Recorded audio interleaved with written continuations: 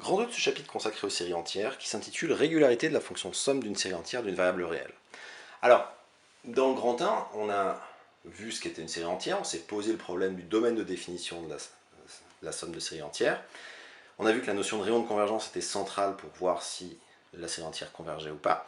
Maintenant, on va se placer là où la série entière converge, c'est-à-dire soit sur le disque ouvert de convergence pour la variable complexe, soit sur l'intervalle ouvert de convergence pour la variable réelle, et on va se demander quelle est la régularité de la fonction somme. Dans ce grand 2, comme on va vouloir s'intéresser à la dérivation et à la primitivation, on va imposer que la variable soit réelle. La première propriété, c'est la continuité. Je prends une suite complexe et j'appelle RA le rayon de convergence de cette série entière. Donc on sait que cette série entière avec un rayon de convergence RA, elle est toujours au moins définie sur l'intervalle ouvert moins RA. Donc si j'appelle f la fonction qui à x donne la somme de n égale 0 à plus infini des an x puissance n, définie si x est tel que la série converge, alors j'ai deux propriétés. La première, c'est que la fonction est continue sur tout l'intervalle ouvert de convergence, donc sur moins RA et RA.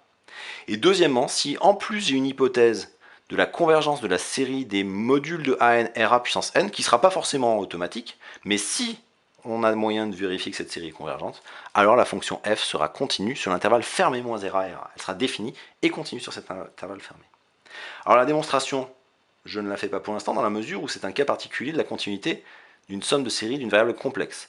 Autant pour la dérivation ou la primitivation, j'ai besoin que la variable soit réelle, autant pour la notion de continuité, j'ai besoin de la notion de limite, et une limite, si j'interprète simplement si je remplace la valeur absolue par un module, la limite d'une suite complexe ne pose pas de problème. Donc la définition d'une continuité d'une variable complexe est exactement la même que la continuité d'une fonction d'une variable réelle, et la démonstration sera la même.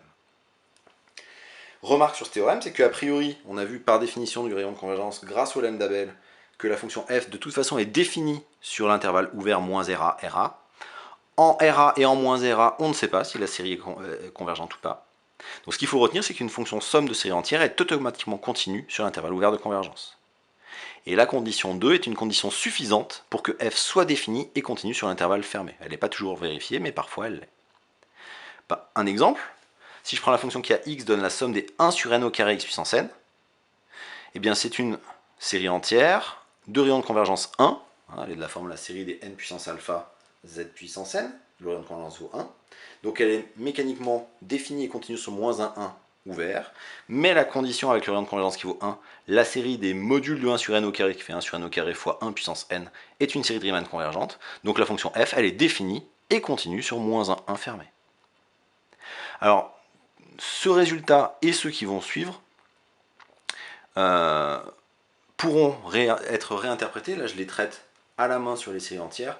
On pourra les réinterpréter dans un chapitre ultérieur qui s'intitulera sur les séries de fonctions, et ils pourront notamment être réinterprétés au moyen de la notion de convergence normale.